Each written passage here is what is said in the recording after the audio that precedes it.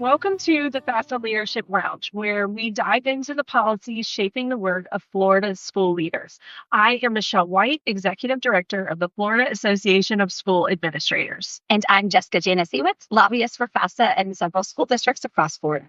To start off this week, we're going to talk about major leadership designation in the Florida Senate. So on October 14th, 2025, the Senate Republican caucus unanimously chose Senator Jim Boyd of Bradenton as the next president of the Florida Senate for the 26 to 28 term.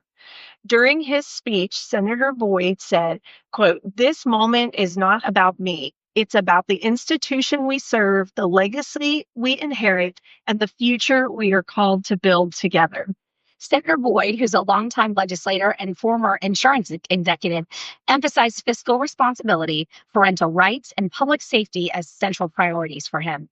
During his remarks, he stated that under his leadership, the legislature will, quote, "defend the taxpayer and ensure that every dollar is used wisely. We'll break down the barriers for job creators and innovators. We'll protect the rights of parents and strengthen our schools. We will stand firmly with law enforcement to keep our communities safe, and we will conserve Florida's natural beauty so that it endures for generations."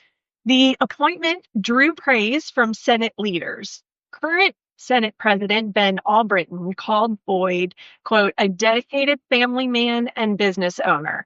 We have all witnessed his strong work ethic, innate intellect, and willingness to tackle tough issues with grace and good humor."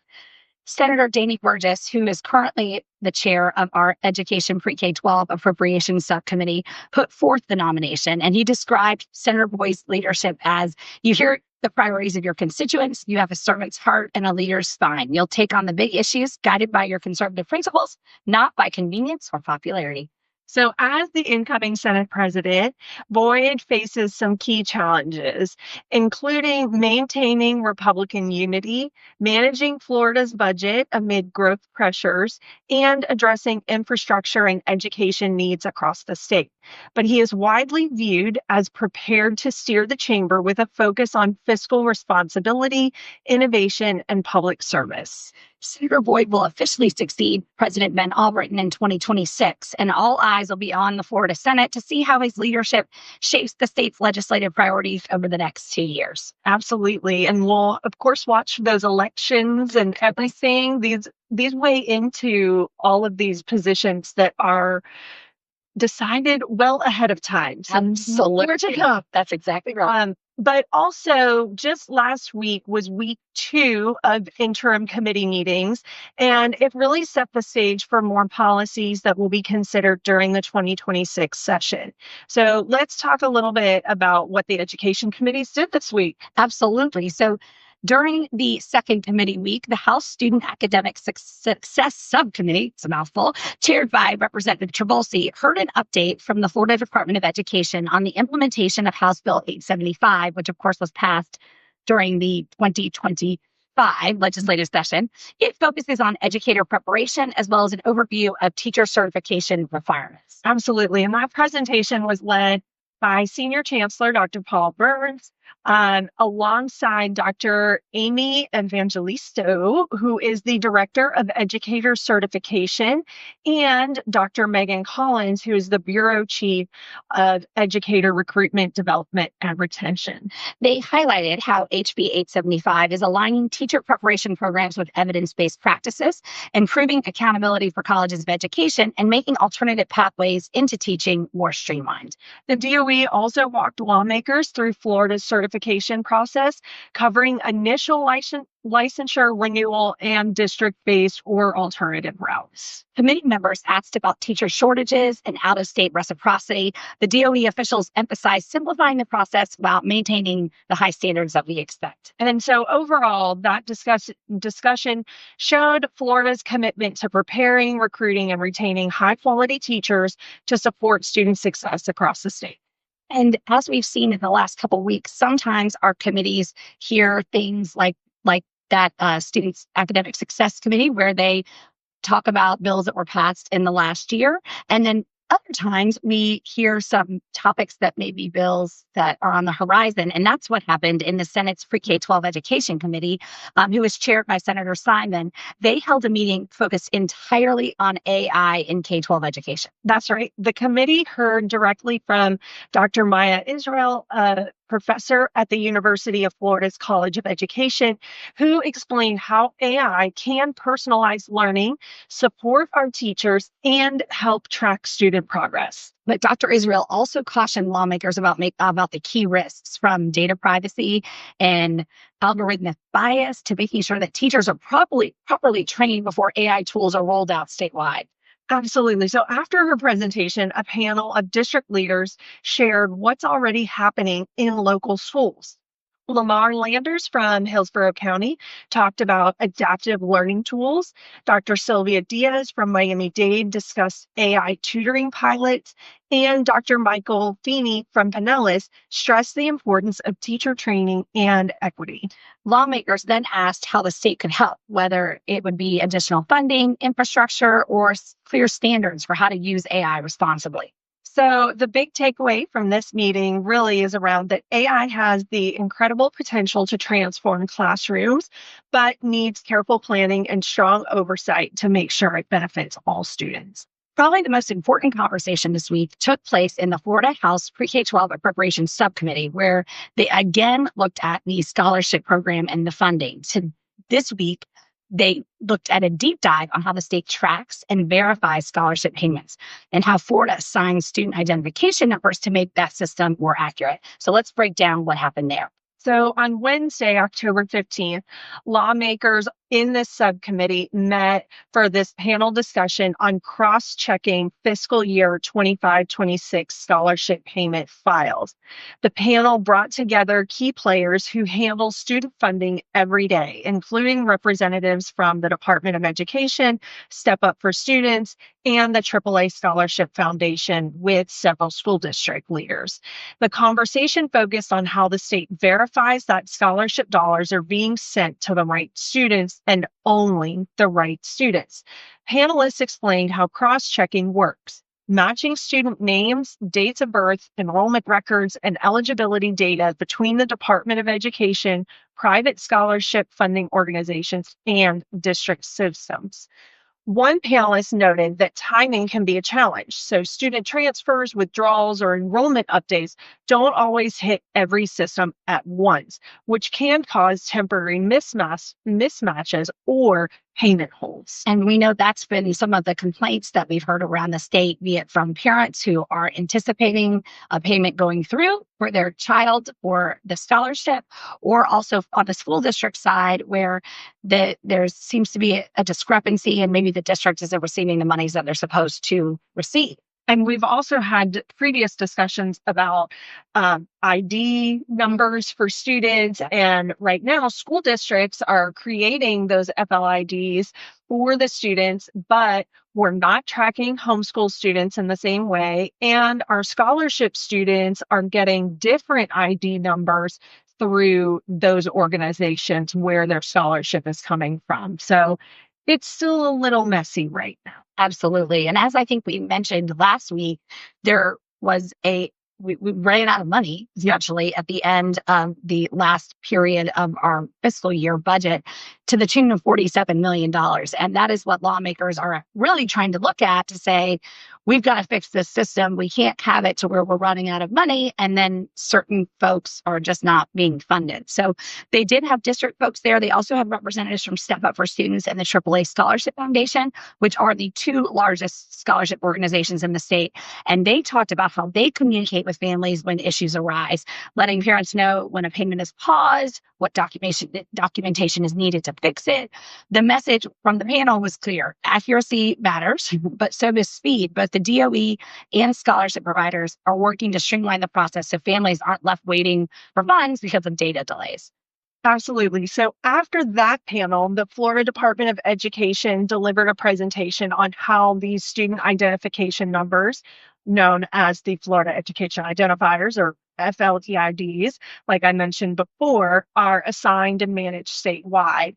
Of course, they said that every student in Florida's system gets a unique number that follows them across districts, grade levels, and even programs.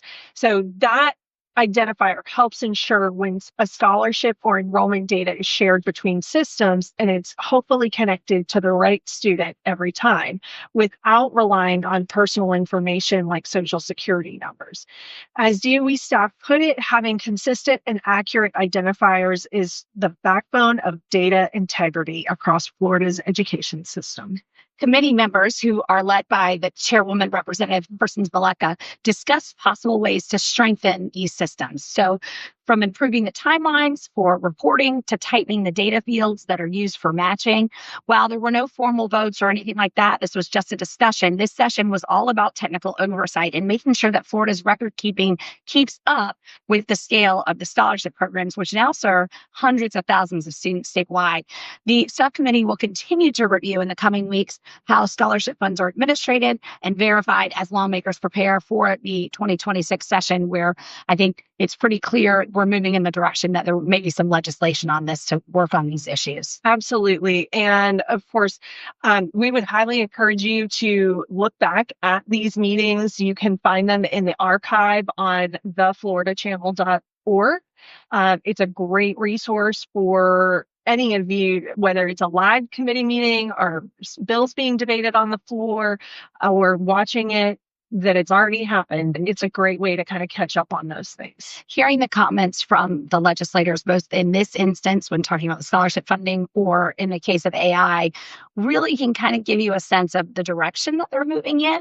And that just helps us to know what to prepare for, and then also know where we can fill in the gaps and provide information from you all, our members, about how to improve whatever it is they're looking to do. We do have a little bit of breaking news as we are reporting today. We've talked, I believe, in the past that the governor has been pretty vocal about wanting to take some action on property taxes here in the state. And we know that the House created a select committee where they looked at this issue. And I think they had maybe 2 meetings already.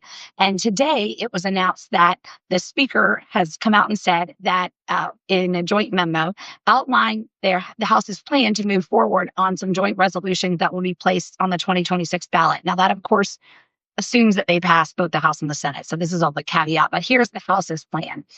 His view is that putting a myriad of options on the ballot will give voters an option to choose some, all, or none of the proposals. But all of these proposals that they are putting forth have 2 distinct components. First, they will have language that specifically prohibits an effective government entity from reducing funding for law enforcement. And secondly, they exempt school taxes, which of course is a huge thing for us as we've been looking at this. That was a huge concern that we had, knowing how important property taxes are for school funding. Property taxes comprise about 46% of school funding, or about $21 billion. So some of the plans that they're putting forth would eliminate non-school homestead property taxes, either immediately, as proposed by Representative Steele, or over a 10-year period, as proposed by Representative Miller. Representative Carlos Perez proposal would exempt Florida residents over 65 from paying non-school homestead property taxes. There are also 2 proposals to add some exemptions, which we already have exemptions in place. These would be additional exemptions. One from Representative Abbott would create a new exemption that is equal to 25% of the assessed value of the home. Another from Representative Debbie Musata would allow homestead property owners who have property insurance to have an additional $100,000 exemption. And there are 3 other proposals to note. A resolution from Representative Oberdorf eliminates the cap on portability, which would allow homeowners to transfer their entire accumulated Save Our Homes benefit to their new home. We know Save Our Homes can be a major and we talked a little bit about that a few episodes ago too, of how new home buyers end up paying the higher amount because now the values have gone up. Exactly. It could be tremendous. Another from Representative Griffiths limits the growth in assessed value to 3% over 3 years for homesteads and 15% over 3 years for non-homesteads. And a third from Representative Albert makes a couple statutory changes, including requiring a 2/3 vote for any increase in the millage rate and allowing newly married couples to combine their accumulated Save Our Homes benefits. So that is a lot of options that the House is going to be considering. And of course, it's, your move, Senate. What are they going to do? That's right. Yeah, so more to come. We will not have committee weeks again until the beginning of November. So while the Leadership Lounge will certainly dive into some more policies that are coming up, we would encourage you, of course, head over to the FAFSA website at fafsa.net. The list of bills being filed continues to grow as we fully expect. On a normal basis, we're tracking about 300 relating to education each year. And I think right now we're sitting at 20 to 25 that are getting some committee assignments. So go check out our bill tracker that is available for members. Be ready for updates on committee weeks coming in November. And we hope to have you stay tuned for next week.